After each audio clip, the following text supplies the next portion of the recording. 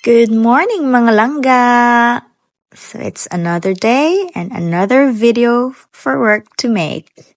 And syempre, i-ano ko na rin, idadamay ko na rin yung personal account ko. Hindi pwedeng hindi tayo gumawa. Kasi ayaw ni Metang yung tatamad-tamad mag-post, diba? Kailangan may mai-post. So ayan na nga, naglagay ako ng face mask pala para fresh tayo tignan sa video. And, ayan, timpla na rin tayo ng kape. Ayan ha, no tayo sa sugar. Sa kape lang naman. Pero mahilig pa rin talaga sa sweets. Paminsan-minsan, oo. Matanda na nga pala tayo, no? And, ayan, recently, nag-try akong mag-apple cider tuwing umaga.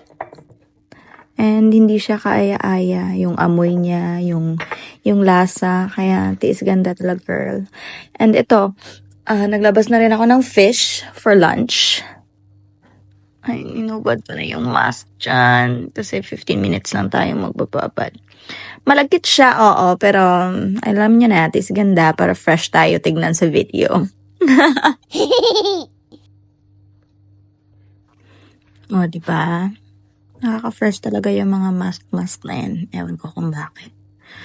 So, ayan, iinumin ko na yung sinat aside kong apple cider na hinalo ko sa tubig. And, yan, kita nyo naman sa itsura ko, no, na hindi talaga kaaya-aya yung lasa niya at yung amoy. Pero, sige lang. Kasi healthy daw to.